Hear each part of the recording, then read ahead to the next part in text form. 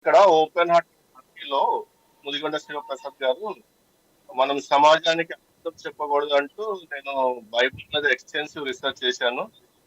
Hebrew Bible ని కంటత పట్టాను, భగవద్గీత కంటత పట్టాను అని చెప్పేసి ఇప్పుడు సెల్ఫ్ సెల్ఫ్ డప్పు ఎవరైనా కొట్టుకుంటారు. అతని ఎదురుగుండా అతన్ని ప్రశ్నించే వాళ్ళని కూర్చోబెట్టగలిగినప్పుడు కదా అతని సత్తా ఏంటో బయటపడేది. సో ఇతను అబద్ధం చెప్పను అంటూనే సమాజానికి యేసు ప్రభు యొక్క మేనమామను పరిచయం చేసిన వ్యక్తి ఇతను. బైబుల్ ఎక్కడ లేదు యేసు ప్రభుకి మేనమామ ఉన్నట్టు, కానీ ఇతను యేసు ప్రభుకి మేనమామను సృష్టించాడు. అలాగే యేసు ప్రభు కొన్ని చోట్లేమో చారిత్రక పురుషుడు అని చెప్తాడు, కొన్ని చోట్లేమో యేసు ప్రభు చారిత్రక పురుషుడు కాదు అబద్ధం అని చెప్తాడు. అట్లా చెప్తూనే శిలువలో యేసు ప్రభు చనిపోయే ముందు చివరి మాటలు రాముడి గురించి చెప్పాడని చెప్పి మాట్లాడిన వ్యక్తి ఇతను. అవును, లామా సబక్తాని కాదు రామా సబక్తాని ఫేమస్ అయ్యాడు. ఆ వీడియోతోనే ఫేమస్ అయ్యాడు స్టార్టింగ్ లో. సో అబద్ధాలు చెప్పకూడదు అంటేనే అబద్ధాలు చెప్తున్నాడు. ఇంకా అతను ఏం నమ్ముతాము? ఇంకొక విషయం ఏంటంటే 8 బుక్స్ రాశాడు అంటాడు. 8 బుక్స్ మీరు రాసుకొని మీరు ముద్రించుకుంటే మీ బుక్స్, మీ ఆలోచన. అకాడమిక్ వాళ్ళు అవి చర్చకు పెట్టి అకాడమిషియన్స్ అంగీకరించలేదా, ఇవన్నీ క్రిటిక్స్ ఏమన్నారు ఆ బుక్స్ గురించి, హిస్టోరియన్స్ ఏమన్నారు ఆ బుక్స్ గురించి, రచయితలు ఏమన్నారు ఆ బుక్స్ గురించి, ఇవన్నీ ఏమన్నా ఉంటే ఆధారాలు మాట్లాడాల. ఎవరికి తెలియదు. ఆయన వచ్చి చెప్పేవారు నేను 8 బుక్స్ రాశాను, ఆయన రోజుకో బుక్ రాస్తాడు. ఏంటిది? అతను రాసే విషయాలకు నేను యూట్యూబ్ లో మాట్లాడుకునే ఎవిడెన్స్. అతను ఒక బుక్ లో నా పేరు మెన్షన్ చేస్తూ నవీన్ కుమార్ వడ్డే ఈ విధంగా మాట్లాడని చెప్తూ నేనే రిఫరెన్స్, ఇంకా వేరే రిఫరెన్స్ ఏముండదు. నేను మాట్లాడిన మాటలు బుక్ లో రాస్తూ అది అథెంటికేట్ అయిపోతుంది అతనికి. అంతటి జ్ఞాని అతను. ఇప్పుడు నేను యూట్యూబ్ లో ఏమైనా మాట్లాడుతాను, కానీ నేను మాట్లాడింది వాస్తవమా కాదా అని ఒక రీసెర్చ్ స్కాలర్ అనేవాడైతే రీసెర్చ్ చేసుకుంటాడు. పలానా నవీన్ కుమార్ పలానా ఛానల్లో పలానా విషయాలు మాట్లాడారు, ఆ విషయాలు వాస్తవాల, చరిత్రలో ఎక్కడైనా విషయాలు సంభవించినాయా, జరిగినా లేదా అని రీసెర్చ్ చేసుకొని అప్పుడు తన బుక్ లో ఆ విషయాల గురించి రాసేటప్పుడు ఇతను మాట్లాడింది వాస్తవమే, ఇతను మాట్లాడిన విషయాలు ఆధారాలు ఇవి అని చెప్పి రాయాల రీసెర్చ్ స్కాలర్. అవి ఏమి ఉండవు. నేను ఇప్పుడు ఏమైనా మాట్లాడాను అనుకోండి, అదే అథెంటికేట్ గా తీసుకొని రాసేసుకుంటాడు తన బుక్ లో. అదే అతని జ్ఞానం, అదే అతని పాండిత్యం. అటువంటి రచయిత అతను. 8 బుక్స్ రాసిన క్రైస్తవం మీద జరిగేది ఏం లేదు. మొదటి శతాబ్దం నుంచి క్రీస్తుకి వ్యతిరేకంగా బుక్స్ రాస్తూనే ఉన్నారు. నవీన్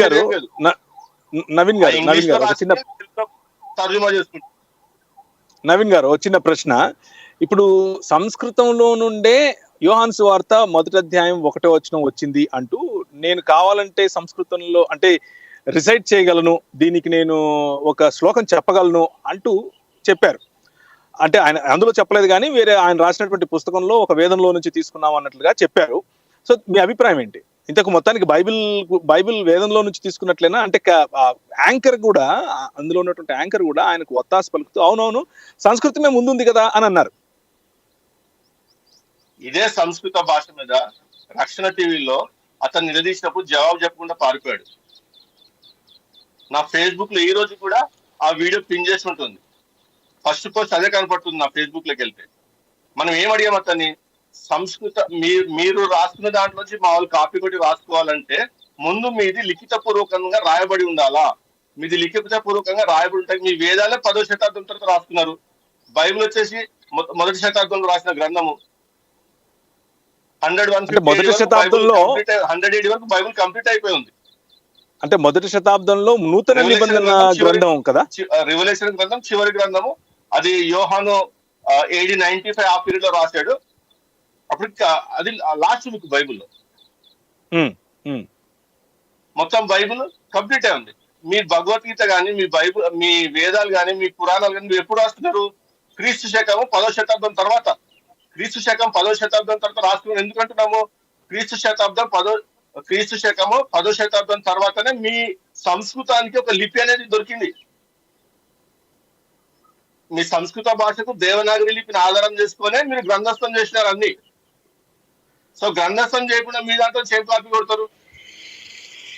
ఎవరైనా కాపీ కొట్టాలంటే ఆల్రెడీ గ్రంథస్థమైన గ్రంథాల నుంచి కాపీ కొడతారా, లేకపోతే గ్రంథస్థము అసలు ఎక్కడ గ్రంథస్థం చేయబడిన విషయాలు కాపీ కొడతారా? కాపీ కొట్టడానికి ఏది ఈజీ అవుతుంది? ఎక్కడైనా గ్రంథస్థం చేయబడి ఉంటేనే అందులో చూసి రాసుకోవడానికి ఈజీ ఉంటుంది. మీ అంటే ఈ గ్రంథాలే లెక్కన క్రీస్తు శకం 10వ శతాబ్దం తర్వాత రాస్తున్నారు మీరు చెప్పుకుంటుంటే అది ప్రూవ్ చేసుకోలేకపోయాడు. ఈ లెక్కన ఈ లెక్కన గ్రంథస్థం చేయబడిన బైబిల్లో నుంచే వేదాల్లో సో రాశారని చెప్పొచ్చా మరి? బైబుల్లోంచే వాళ్ళు కాపీ కొట్టి రాసుకోవాలి కానీ వాళ్ళ గ్రంథాల ఏది కూడా మనం కాపీ కొట్టి రాసుకుంటాం ఛాన్సే లేదు. అది right brother. Right right. Sambasivarao గారు, మీ వాయిస్ వస్తలేదు. సాంబశివరావు గారు, నా మాట వినిపిస్తుందా? ఆయన పడదు. మీరు గత కాలంలో కూడా ప్రశ్నించారు. గత కాలంలో ప్రశ్నించినప్పుడు ఆయన సమాధానం అయితే చెప్పలేదు, కానీ ఆయన చాలా సూటిగా అంటున్నారు, నేను భగవద్గీత ఏ విధంగా అయితే రిసైట్ చేస్తాను అంటే నేను వల్లించగలను, అలాగే బైబిల్ మొత్తం కూడా నేను హిబ్రూలో అలాగే గ్రీక్ లో వల్లించగలను అని అంటున్నారు. అనే సమయంలో యాంకర్ గారు కూడా ఏమన్నారంటే ఏది ఒకసారి అనండి చూద్దామని అన్నారు.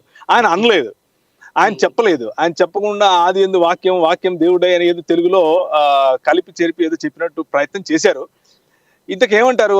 ఆయన చెప్తున్నది మనం నమ్మచ్చా? ఆయన అలా హిబ్రూ మరియు గ్రీకు భాషల్లో చెప్పగలరంటారా? అవన్నీ అబద్ధాలని నేను ఆయన మాటల్లో నిరూపిస్తాను. ఓకే. వచ్చిన వాడు లాజరస్ అని వాళ్ళ మామ ఉన్నాడు. మామ అంటే మేనమామ. జీసస్ క్రైస్ట్ మేనమామ అంటే మేరీ బ్రదరు, మేరీ మాత వాళ్ళ అన్నదమ్ముడు. ఓం పట్టు అనగానే ఆ మేరీ మాత బ్రదరు లాజరస్ బైక్ లేచి వస్తాడు. ఇది మరి ఇది మంత్రగతిలో చెప్పే ఇది మంత్రాలు కావాలి, విద్యలు కావాలి. బైబుల్లో రెవల్యూషన్ లాస్ట్ లో అది యోహాను ప్రకటన అనే తీసుకున్నారు వాళ్ళు. అది యోహాన్ రాయలేదు. యోహాన్ రాయలేదు తెలుసయ్యా, ఆయనే చెప్తున్నారు. బైబిల్ చూడండి ప్రియులారా, బైబిల్ చూడండి. యోహాను సువార్త 24వ అధ్యాయం చివరి 4వ లైనో 5వ లైన్ తేడా వస్తే ప్రమాదం ఏం లేదు లేండి. ఇట్లు అతని శిష్యుడు రచించను. ఓకే, కాబట్టి గాస్పెల్స్ వాళ్ళు రాయలే. ఇది యోహాను సువార్తలో వచ్చి నేను కోట్ చేశానండి. ఓకే, అతని శిష్యుడు రచించిన బైబిల్లోనే ఉందండి ఈ మాట.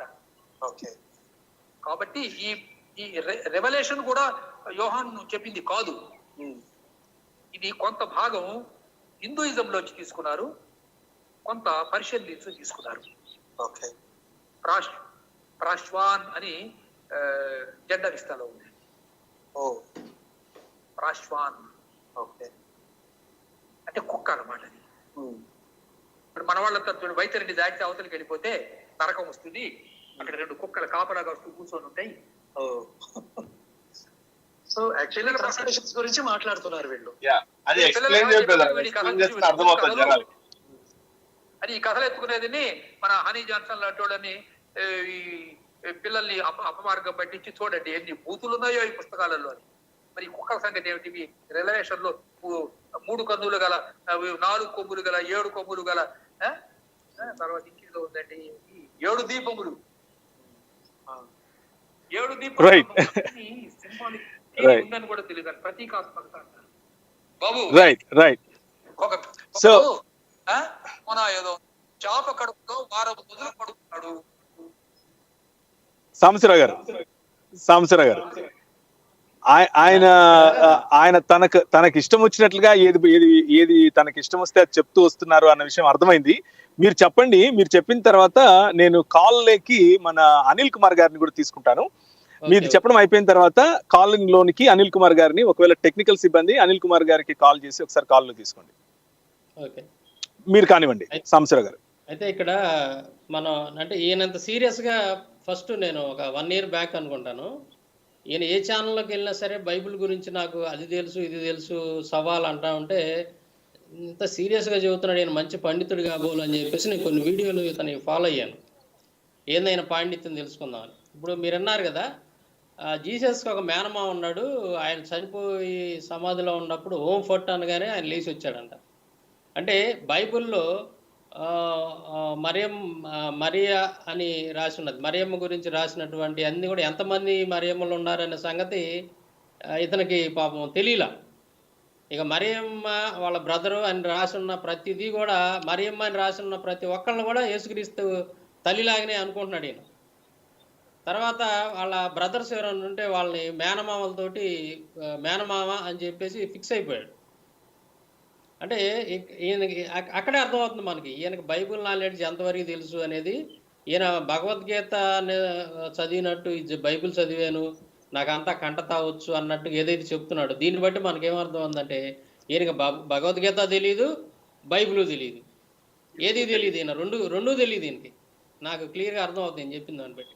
తర్వాత రెండో విషయం ఏం చెప్పింది ఏంటంటే, యోహాను సువార్త గురించి. యోహాను సువార్త 24వ అధ్యాయం అన్నాడు. యోహాను సువార్తలో 21 అధ్యాయాలే ఉంటాయి తప్ప 24వ అధ్యాయం ఉండదు.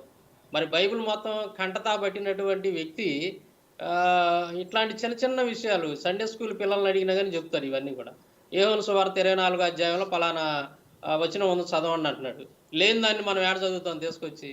ఆడ ఉన్నది 21 వచనాలే, 24వ అధ్యాయం చదవమంటున్నాడు. తర్వాత వచ్చేసి యోనా చేప కడుపులో 3 రోజులు ఉన్నాడని చెప్పి బైబిల్లో రాసి ఉంది స్పష్టంగా. ఈయన వారం రోజులు ఉన్నాడు చేప కడుపులో యోనా అని చెబుతున్నాడు. పైగా నేను బైబిల్ పండితుడిని, పాస్టర్లకు ఏమీ తెలియదు, క్రైస్తవులకు ఏమీ తెలియదు, నాకు గ్రీక్ వచ్చు, ఎబ్రీ వచ్చు, అన్ని రకాల బైబిల్ భాషలు వచ్చు నాకు అని మాట్లాడుతూ ఉన్నాడు. సరే రండి మాట్లాడదాం. ఈ కారణం చేతనే ఆయన రాడు క్రైస్తవులతోటి డిబేట్కి కానీ ఏదైనా ఇలాగ చర్చించడానికి కానీ రాడు ఆయన. ఈ కారణం చేతనే, ఎందుకంటే ఈయనకి తెలియదు బైబిల్ అనేది. ఇప్పుడు రాధాకృష్ణ లాంటి వాళ్ళు ఏంటంటే, ఈయన గతంలో నవల్స్ అవి రాసి ఏదో నవలా చక్రవర్తి అని, నాకు తెలిసి ఆ నవలా చక్రవర్తి అనే బిరుదు కూడా వాళ్ళ బ్రాహ్మిన్స్ ఎవరో వాళ్ళే ఇచ్చుకుంటారు ఆ బిరుదులన్నీ కూడా. మామూలుగా సమాజం ఇవ్వదు వాళ్ళ బిరుదు. సో అట్లాగా ఏదో మంచి పేరున్న వ్యక్తులే అన్నట్టుగా ఆయన పిలిచాడు పాపం. పిలిచి కూర్చున్నాడు. రాధాకృష్ణకి బైబిల్ తెలియదు పాపం, ఆయనకి తెలియదు. ఈయన ఏం చెబితే దూరం కొడుతున్నాడు. అక్కడికి లాజికల్గా 2-3 ప్రశ్నలు అడిగాడు కానీ రాధాకృష్ణ మాట్లాడిన ఇట్లా అడ్డు తగులుతున్నాడు మాటికి. ఎవరు? ఈయన ముదిగొండ శివప్రసాద్. అట్లా చారిత్రక పురుషుడా కాదా అనే దాని మీద మాట్లాడదాం రమ్మని నేను 2 సార్లు పిలిచినా కానీ 2 సార్లు రాలేదు.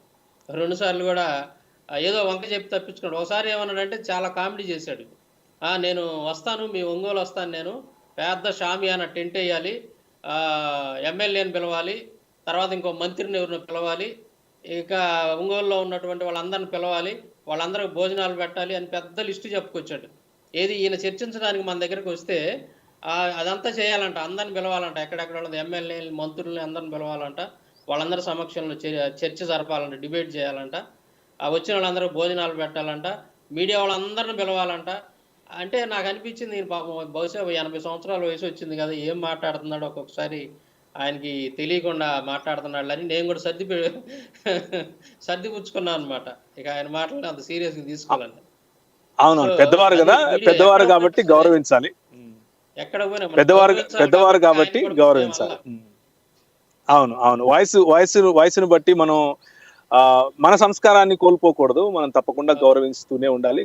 గౌరవప్రదంగానే మన చర్చలు జరగాలి అన్నది మొదటి నుంచి కూడా మన లేకపోతే రక్షణ టీవీ మాధ్యమంలో అలాగే చేస్తూ వచ్చాము. ఆ విషయాన్ని మీరు కూడా అర్థం చేసుకున్నందుకు చాలా సంతోషం.